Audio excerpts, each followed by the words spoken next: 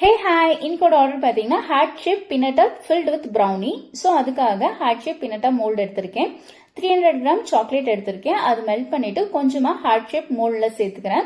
இது எல்லா இடத்துலையுமே ஸ்ப்ரெட் பண்ணுற மாதிரி பார்த்துக்காங்க. இப்போ நல்லா ஸ்ப்ரெட் பண்ணி முடிச்ச பிறகு ஃப்ரிட்ஜில் வச்சு 20 மினிட்ஸ் போல் நல்லா செட் பண்ணிட்டு அதுக்கப்புறமா தான் செகண்ட் கோட் போர் பண்ணணும். செகண்ட் கோட் போர் பண்ணிட்டு எல்லா இடத்துலயுமே ஸ்ப்ரெட் பண்ணி விட்டுக்கிறேன். இப்போ ஒரு சின்னதா டிப் ஷேர் பண்றேன். சாக்லேட் எப்பயுமே செகண்ட் கோட் போர் பண்ணும்போது வார்மா இருக்கிற மாதிரி பாத்துக்கோங்க. ஏன் வார்மா இருக்கணும்னாக்கா ஆல்ரெடி நம்ம சாக்லேட் ஃப்ரிட்ஜ்ல வச்சு 20 மினிட்ஸ் போல செட் பண்ணிருக்கோம். ஸோ நீங்க வார்மா இல்லாத போது சாக்லேட் போர் பண்ணாக்கா சாக்லேட் அப்படியே செட் ஆயிடும், ஸ்ப்ரெட் ஆகாது. இதுவே நீங்க வார்மான சாக்லேட் போர் பண்ணும்போது எல்லா இடத்துலயுமே நல்லா ஈவனா ஸ்ப்ரெட் ஆகும்.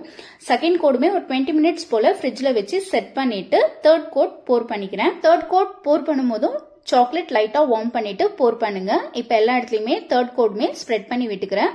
தேர்ட் கோட் மஸ்டா நீங்க சேர்க்கணும். தேர்ட் கோட் ஊத்தாத நீங்க செகண்ட் கோட் முடிச்சுட்டு டிமோல்ட் பண்ணும்போது சாக்லேட் உடையறதுக்கு நிறைய சான்சஸ் இருக்கு. இப்ப தேர்ட் கோடுமே நான் ஃபுல்லா ஸ்ப்ரெட் பண்ணிட்டு 20 மினிட்ஸ் போல ஃப்ரிட்ஜ்ல செட் பண்ணி எடுத்துட்டு வந்துட்டு இப்போ டிமோல்ட் பண்ணிட்டு இருக்கேன்.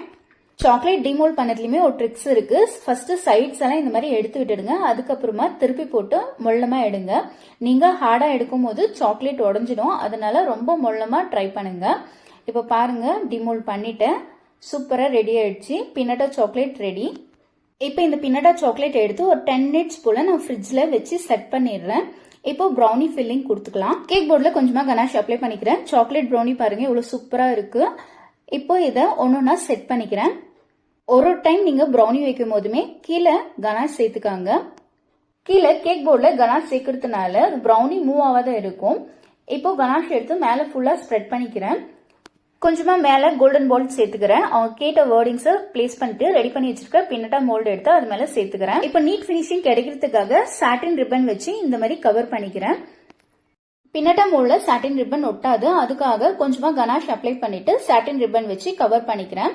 மேல கொஞ்சமா கனாஷ் சேர்த்துட்டு உங்களுக்கு பிடிச்சமான டிசைன் கொடுத்துக்கலாம். நான் கொஞ்சம் ஹார்ட் ஸ்ப்ரிங்கிளும் கோல்டன் பால்ஸும் வச்சு டிசைன் பண்ணிக்கிறேன். அவ்வளவுதான், heart shape pinata filled with brownie ready. இந்த கேக் பாக்குறதுக்கு எப்படி இருக்குன்னு மறக்காத கமெண்ட் பண்ணுங்க. கஸ்டமரும் சாப்பிட்டு பார்த்துட்டு ரிவ்யூ கொடுத்துருக்காங்க. நெக்ஸ்ட் வீடியோல பார்க்கலாம்.